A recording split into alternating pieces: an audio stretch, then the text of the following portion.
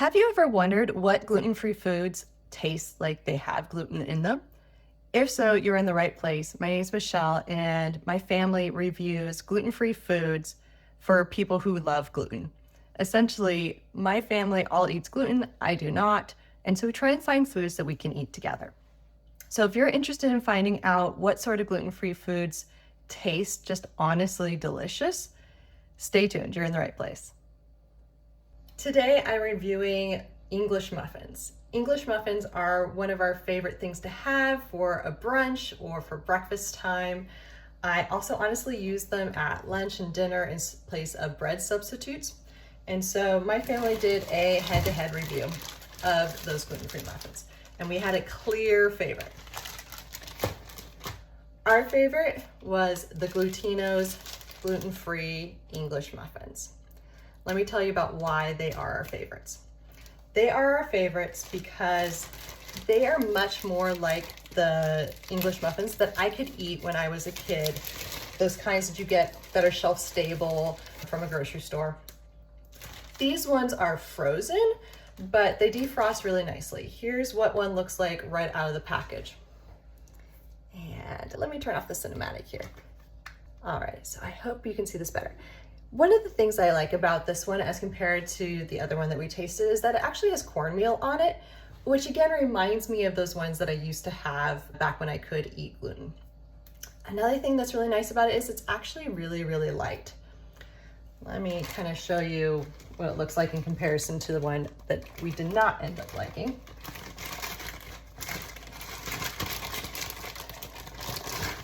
That one is very heavy in comparison. This one is really nice and light.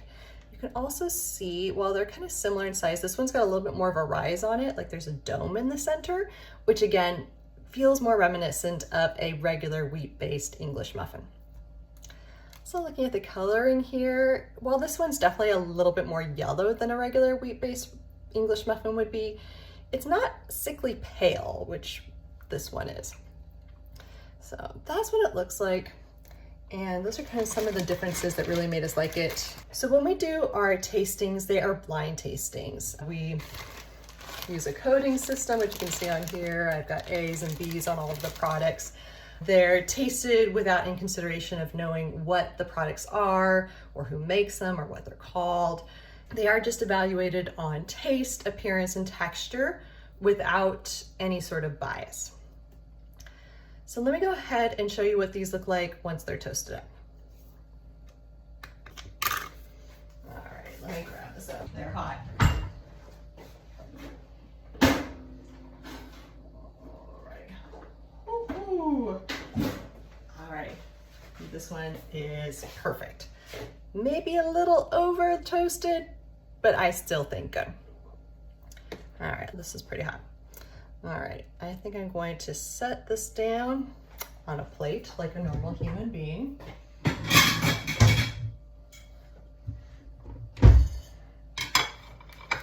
And let me get the camera angled over so that you can see it better now that it's down on the plate. All right, so here we are. Don't think this is even gonna need a fork, but in case we do, I got one here. Let's see. Yep, I do need the fork just because it's hot still. This one comes apart really nicely. There we go. I always like to use a fork because it means that I keep all my little nooks and crannies on my English muffin. There we go. Can you guys see the steam there? Yeah. So this is definitely nice and light and fluffy. I think one of the criticisms of gluten-free products is that they're heavy or kind of gummy, honestly, or oddly gritty in some cases. And this one's nice and light. Ooh, it's hot. So you can see it's nice and spongy. It pulls apart really nicely. It's got a nice crust on the outside. The cornmeal toasts up nicely too. And I think that's because it is a mix of different gluten-free flours. So it has cornstarch in here, tapioca starch, it's got milk in here, corn flour, egg whites, sugar, and then it's got less of 2% of all the other things that you would think about as being in an English muffin. But it's, I think, that corn base that really makes it almost more like a little bit like cornbread, honestly, than anything else. And so because of that, it is nice and light and nice and craggly, like you want an English muffin to be. So some of the things that the taster said about this was that it's a nice light flavor. And I think that that's definitely what will come through in this tasting here.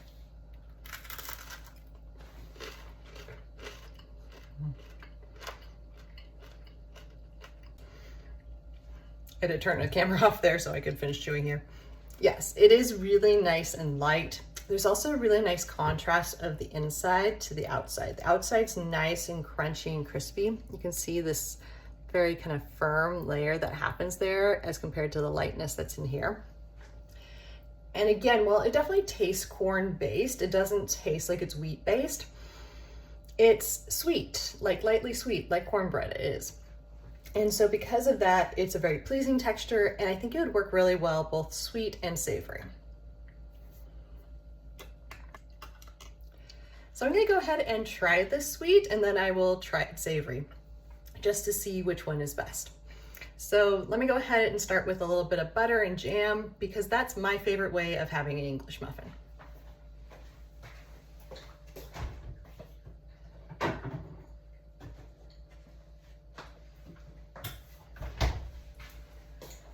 All right, so here I have my favorite condiments. I've got strawberry blackberry jam. This is from Happy Girl Kitchen Company, which is one of my favorite restaurants and food producers over in Monterey.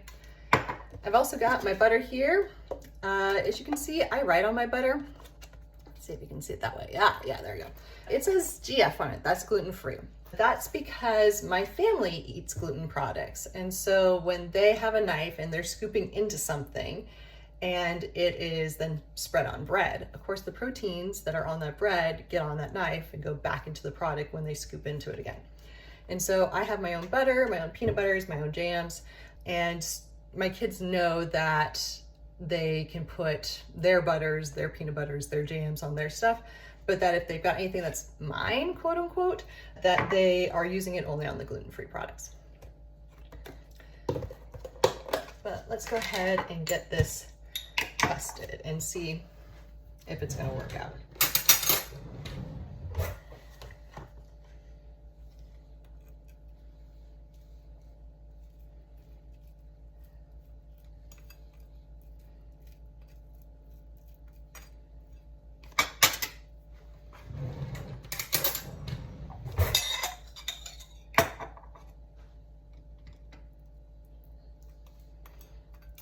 Alrighty.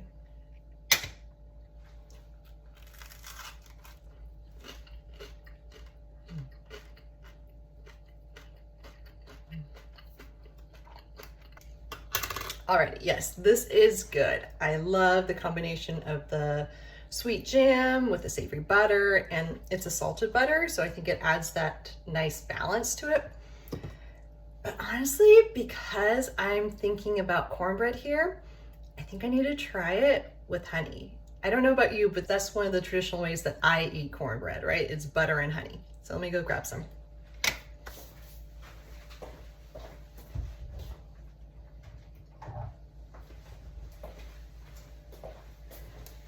Got my little bear.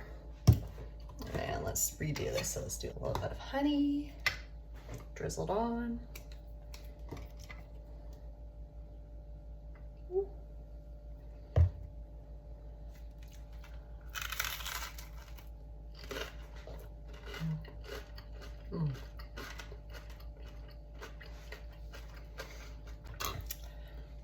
Yes, this is definitely the way to do it. So butter and honey is officially my recommendation of how to eat these English muffins. That is just, it's just amazing.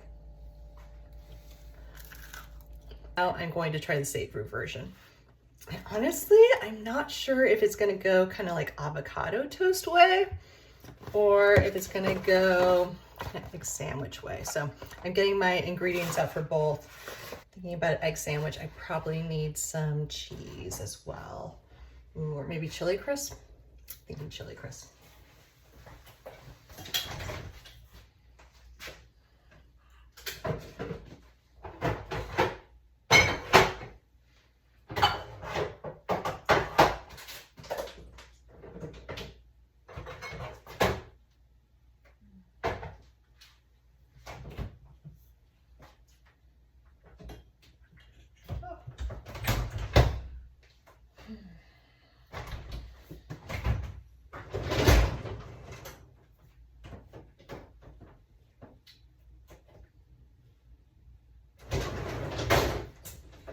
Alrighty, sad news.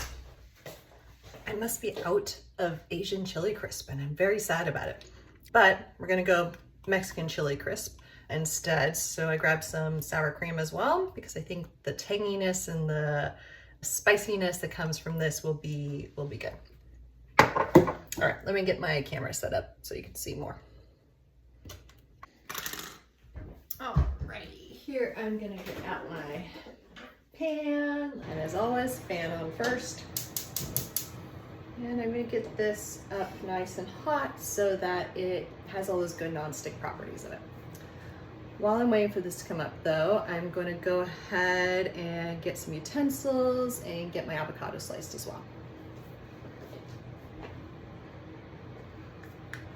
Alrighty, so at this point my pan is hot. I've got out my salt, my butter, my chili crisp, eggs, avocados are all sliced, muffins still over here, a little bit of sour cream over there, spatula and lid.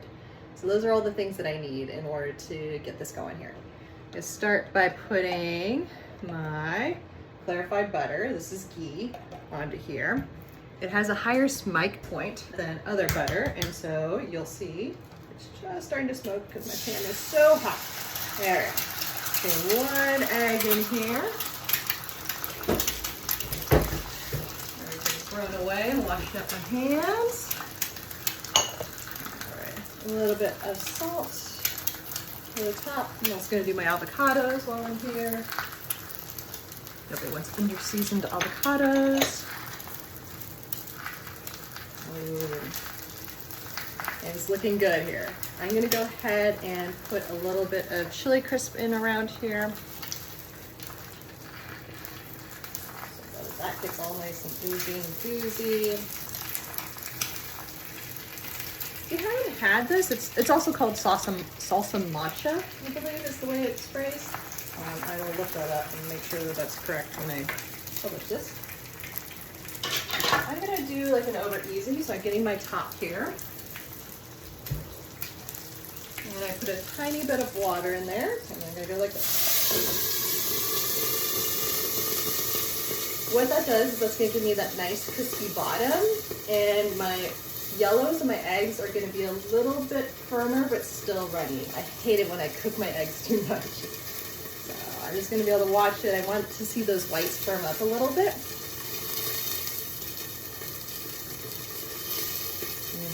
Smells so good. The salsa matcha is just perfuming everything. Salsa matcha has often seeds and fruits in it, and so it also makes it really nice because it's a little bit more complex than just a chili. It can be a little bit sweeter, a little bit more savory because of that. All right, we're looking pretty good here. I'm gonna go ahead and put my salsa down on my English muffin. This is just the other half that I didn't eat from the jam. And then grabbing all my little avocados, laying them down here, nice and cozy.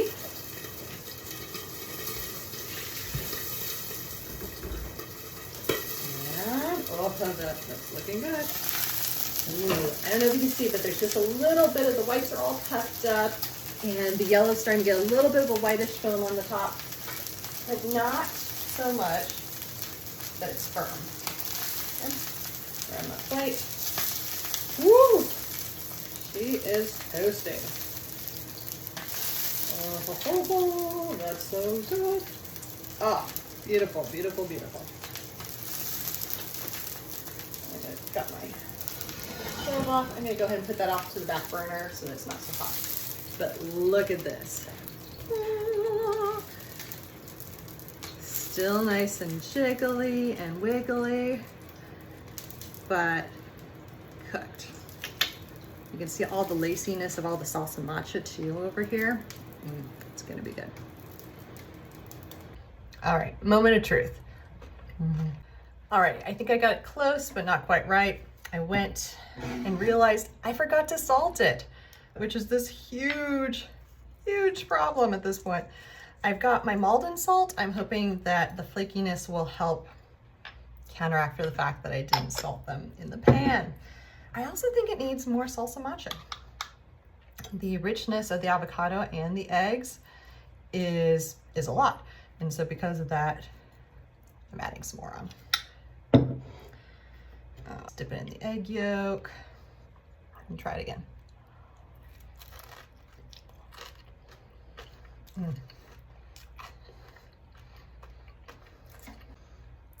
No, I think it's right. I think the cornbreadness of it goes really well with some of the chilies and the smokiness that's in that salsa matcha. I love an avocado. Avocados and eggs always seem to go really well for me. I'm not sure I needed the sour cream. Maybe I try it without the sour cream next time. But overall, I think it's a winning combination. I also like that this English muffin is sturdy, right? Like I've got a lot of toppings on here and it is not giving out, right? It's not crumbling like a lot of gluten-free products do. It's holding its shape and it's just overall good. So if you're looking for an English muffin and you're also happen to be gluten-free, I highly recommend these Glutino ones. This is not sponsored in any way. This is just my family's honest review of a product that we like, and we're sharing it because we know there are other people who might also be looking for these recommendations. If you're looking for more gluten-free food reviews, go ahead and check out our website, which is A Season of Learning, and I hope to see you there in the future.